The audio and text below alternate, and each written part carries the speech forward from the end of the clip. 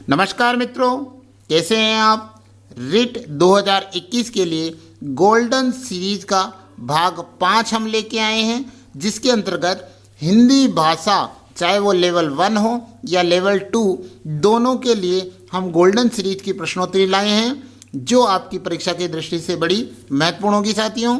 तो साथियों, अगर अभी तक भी आपने हमारे YouTube चैनल को सब्सक्राइब नहीं किया है तो जल्दी से राहुल छिपा हमारे जो YouTube चैनल है उसको सब्सक्राइब कर लीजिए। और आज हम हिंदी भाषा से संबंधित बड़े ही महत्वपूर्ण प्रश्नों को देखने वाले हैं। तो साथियों, जल्दी से प्रारंभ करते हैं गोल्डन सीरीज 5 को। गोल्डन सीरीज 5 का पहला प्रश्न है साथियों, इस संसार में ईश्वर ही मेरा सहारा है, रेखांकित पद में कौन सा लिंग और वचन है। यानी जो ये रेखांकित पद दे रखा है क्या है, संसार के अंतर्गत कौन सा लिंग और वचन है, ये हमें बताना है। आइए देखते हैं। ऑप्शन ए पुल्लिंग एक वचन, ऑप्शन बी स्त्रीलिंग एक वचन, ऑप्शन सी पुल्लिंग बहुवचन या ऑप्शन डी स्त्रीलिंग बहुवचन।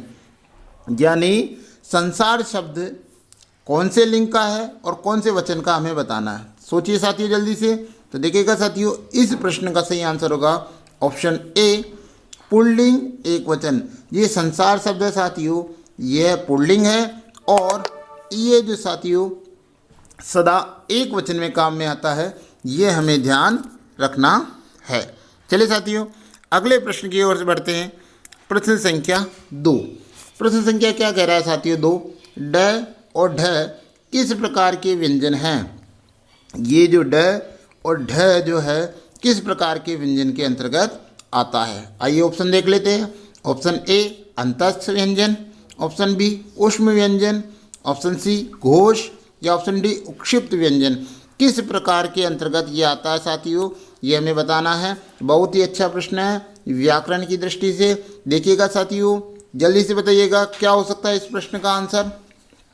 तो देखिएगा साथियों, ड और ढ जो है सदा है साथियों, ये उक्षिप्त व्यंजन है। किस प्रकार के व्यंजन है, उक्षिप्त व्यंजन है। और हमें ध्यान रखना है इन दोनों का कि इससे प्रश्न बन सकता है। साथियों आइए इनके साथ इनको भी देख लेते हैं। अंतस्थ वर्ण कौन कौन से होते हैं साथियों। तो अंतस्थ वर्ण होंगे हमारे 4, ये, र, ल और व, ये अंतस्थ वर्ण होंगे।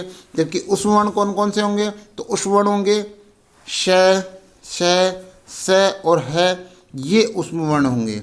जबकि जो घोष वर्ण है साथियों, ये जो घोष वर्ण है इसके अंतर्गत वर्ग का तीसरा, चौथा और 5वां वर्ण इसके अंतर्गत आता है। उसके अलावा ये, र, ल, व और है वर्ण इसके अंतर्गत आता है। तो इन चारों ही ऑप्शन से हम याद रख लेंगे। ध्यान रखिएगा, उक्षिप्त व्यंजन कौन कौन से होते हैं, 2 होते हैं और ड और ढ उनके उक्षिप्त व्यंजन का उदाहरण है। चलिए साथियों अगले प्रश्न की ओर बढ़ते हैं। अगला प्रश्न है प्रश्न संख्या 3। क्या कह रहा है हमारे को, राम को शाम से दुगना वेतन मिलता है, रेखांकित शब्द में कौन सा विशेषण है। कौन सा विशेषण इसके अंतर्गत है, ये शब्द है दुगना। आइए ऑप्शन देखते हैं। ऑप्शन ए सार्वनामिक, ऑप्शन बी परिणामवाचक, ऑप्शन सी गुणवाचक या ऑप्शन डी संख्यावाचक। कौन सा इसके अंतर्गत हो सकता है, मुझे बताइए। इस प्रश्न का सही आंसर होगा ऑप्शन डी संख्यावाचक। क्या होगा साथियों, संख्यावाचक। साथियों देखिएगा, सार्वनामिक सर्वनाम इसमें नहीं बता रहा है, परिणाम इसके अंतर्गत नहीं है साथियों, और गुण किसी का नहीं बता रहा है। यहाँ पर जो दुगना जो शब्द है ये क्या है, संख्यावाचक शब्द है। संख्या इसमें बता रहा है। तो हमें ये ध्यान रखना है इसके अंतर्गत कौन सा ऑप्शन सही होगा साथियों। तो ध्यान रखिएगा, इस प्रश्न का सही आंसर होगा ऑप्शन डी संख्यावाचक जो है वो इसके अंतर्गत आएगा। अगले प्रश्न की ओर बढ़ते हैं। प्रश्न संख्या 4, निम्नलिखित में से कौन सा शब्द फारसी शब्द नहीं है। यानी निम्न में से कौन सा शब्द जो है फारसी शब्द नहीं है। आइए ऑप्शन देख लेते हैं। ऑप्शन ए रोशनदान, ऑप्शन बी जनाना, ऑप्शन सी दरबार या ऑप्शन डी नीलाम। कौन सा जो शब्द है इसमें ऑप्शन डी फारसी जो शब्द नहीं है। तो आइए ऑप्शन चारों के अनुसार देख लेते हैं कौन सा शब्द होगा साथियों। तो इस प्रश्न का सही आंसर होगा ऑप्शन डी, जो नीलाम है साथियों। वो नीलाम शब्द क्या है, फारसी शब्द नहीं है। यह जो नीलाम शब्द है साथियों, यह जो शब्द है ये क्या है साथियों, जो ये नीलाम जो शब्द है कौन सा शब्द है, यह है पुर्तगाली शब्द है। किस प्रकार का शब्द है, पुर्तगाली शब्द है। जबकि बाकी जो तीन हैं, दरबार, जनाना, रोशनदान, ये तीनों जो हैं साथियों फारसी शब्द हैं। बहुत ही अच्छा प्रश्न है व्याकरण की दृष्टि से, इस प्रश्न का भी हम ध्यान रखेंगे। अगले प्रश्न की ओर बढ़ेंगे हम प्रश्न संख्या 5 के लिए। प्रश्न संख्या 5 क्या कहेगा मित्रों, क्या निम्नलिखित में से कौन सा शब्द पुल्लिंग है, यानी पुल्लिंग बताना है। देखिए साथियों, लिंग दो होते हैं, पुल्लिंग या स्त्रीलिंग। हमें यहाँ पर ध्यान रखना है कि कौन सा शब्द पुल्लिंग है, यानी जो स्त्रीलिंग नहीं है वो हमें बताना है। तो हम दोनों तरीके से यहाँ कर सकते हैं, स्त्रीलिंग शब्दों को हटा सकते हैं या डायरेक्ट हम पुल्लिंग शब्द को भी ढूंढ सकते हैं। आइए ऑप्शन देखते हैं। ऑप्शन ए तलवार, option B Malayalam, option C धनुष या ऑप्शन डी अग्नि। कौन सा जो शब्द है साथियों वह क्या है, पुल्लिंग शब्द है। तो इस प्रश्न का सही आंसर क्या होगा, जल्दी से आप सोचिए और ऑप्शन अपने मन में लगा के रखिए। देखिए साथियों, मैं आपको बताता हूं इसमें पुल्लिंग शब्द कौन सा है। तो उसका सही आंसर होगा ऑप्शन सी, धनुष जो शब्द है साथियों, धनुष शब्द पुल्लिंग शब्द है। ये जो हथियार है साथियों, हथियारों में धनुष है, बम है आदि पुल्लिंग शब्द है। बाकी ये जो तलवार शब्द भी है स्त्रीलिंग है, ये हमें ध्यान रखना। इसके अलावा ध्यान रखिएगा जो भाषाएं साथियों, भाषाओं के जो शब्द है वो स्त्रीलिंग है, और ये जो अग्नि है वो भी स्त्रीलिंग शब्द है, ये हमें ध्यान रखना है। चलिए मित्रों अगले प्रश्न की ओर बढ़ते हैं। प्रश्न संख्या 6। प्रश्न संख्या 6 हमारा क्या कह रहा है साथियों, अहिश शब्द किसका पर्यायवाची है, यानी ये किस शब्द का पर्यायवाची है ये हमें बताना है। चलिए साथियों ऑप्शन देखते हैं। ऑप्शन ए क्या है, सर्प का, ऑप्शन बी शेषनाग का, ऑप्शन सी भैंस का या ऑप्शन डी रावण का। किसका पर्यायवाची शब्द ये अहिश है साथियों। तो देखिएगा इस प्रश्न का सही आंसर होगा कि अहिश शब्द किसका पर्यायवाची है। तो देखिएगा इसका सही answer option B Sheshnag. Sheshnag है उसको क्या कहते हैं साथियों, अहिश भी कहते हैं, ये हमें ध्यान रखना है। तो साथियों और क्या क्या कह सकते हैं इसको, तो देखिएगा इसके अलावा इसको धरणीधर भी कह सकते हैं साथियों, शेषनाग को धरणीधर धारण करने वाला, और सहस्त्रासन भी कहा जा सकता है साथियों, इसको सहस्त्रासन भी इसको कहा जाता है। इसके अलावा इसको एक और नाम से हम पुकारते हैं साथियों, और क्या है, फणीश। फणों को धारण जो करता है फणीश, उसे फणीश भी कहा जाता है। तो ये सभी जो पर्यायवाची है मित्रों किसके हैं, शेषनाग के। और ये अहिश जो शब्द है ध्यान रखिएगा शेषनाग का है। मित्रों अगर आपको ये वीडियो अच्छा लग रहा हो तो इसे लाइक कीजिएगा, हमारे चैनल को सब्सक्राइब कीजिएगा और सभी मित्रों को भेजते रहिएगा ताकि आपको इसी प्रकार के प्रश्न मिल सकें। चलिए अगले प्रश्न की ओर बढ़ते हैं। अगला प्रश्न संख्या 7 हमें क्या कह रहा है साथियों, आइए देखते हैं। भाषा संसर्ग विधि में विद्यार्थियों को किसका ज्ञान करवाया जाता है, यानी क्या उनको पढ़ाया जाता है वो हमें बताना है। आइए देखते हैं उनको किसका ज्ञान हो रहा है इसके साथ। तो आइए देखते हैं। ऑप्शन ए क्या कह रहा है, गद्य का, ऑप्शन बी पद्य का, ऑप्शन सी व्याकरण का या ऑप्शन डी नाटक का।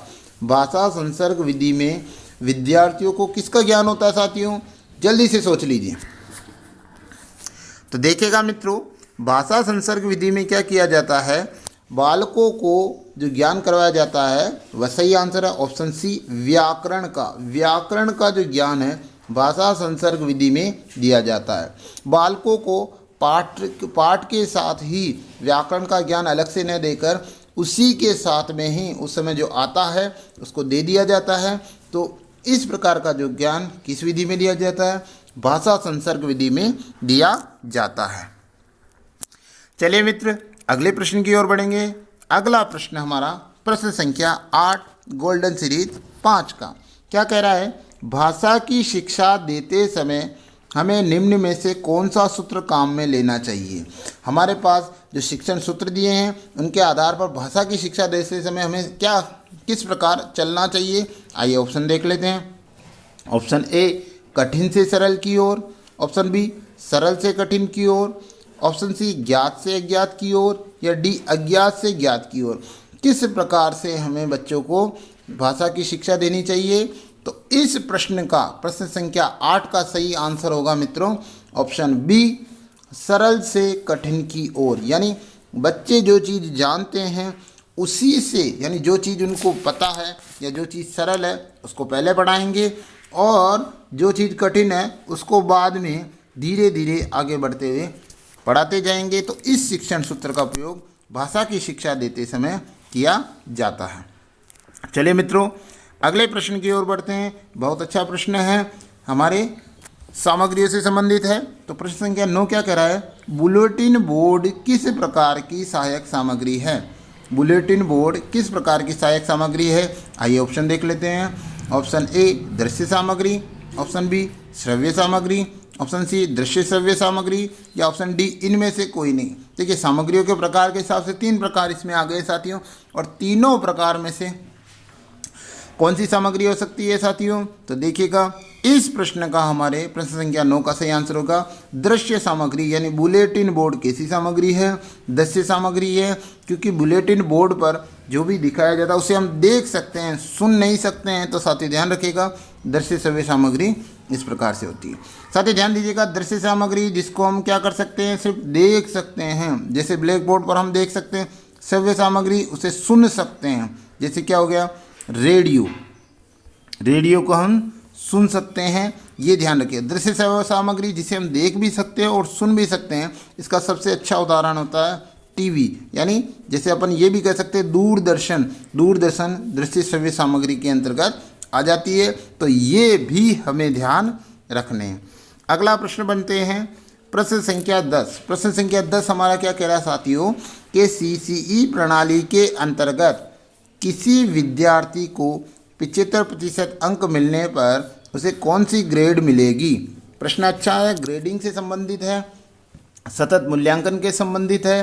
तो कौन सी होगी आइए देख लेते हैं ऑप्शन के अंतर्गत। Option A A2 grade, option B B1 grade, option C B2 grade, option C C1 grade. कौन सी ग्रेड सीसी प्रणाली के अंतर्गत 75% अंक प्राप्त करने वाले छात्रों को दी जाएगी साथियों। तो इस प्रश्न का सही आंसर क्या होगा झट से मुझे बताइए। तो इस प्रश्न का आंसर होगा B1 ग्रेड। यानी B1 ग्रेड कब मिलती है साथियों, 71 से लेके 80% तक जब हमारे को अंक प्राप्त होते हैं वो हमें मिलती है, B1 ग्रेड मिलती है, ये हमें ध्यान रखना है। जबकि A2 ग्रेड, जबकि सर्वाधिक जो ग्रेड है हमें A1 के अंतर्गत मिलेगी 91 में से 100, और अगर अपन देखें तो 81 से 90 के अंतर्गत हमारे को A2 ग्रेड प्राप्त होगी। ये जो ग्रेडिंग बिंदु है साथियों 9 बिंदुओं वाली क्या है ग्रेडिंग प्रणाली है, जिसका हमें ध्यान रखना है। साथियों अगर आपको हमारा ये वीडियो अच्छा लग रहा हो तो इसे लाइक कीजिएगा, हमारे चैनल को सब्सक्राइब कीजिएगा, और हाँ इसको शेयर करना नहीं भूलिएगा। चलिए फिर अगली गोल्डन सीरीज़ के साथ मिलेंगे। जय हिंद, जय भारत।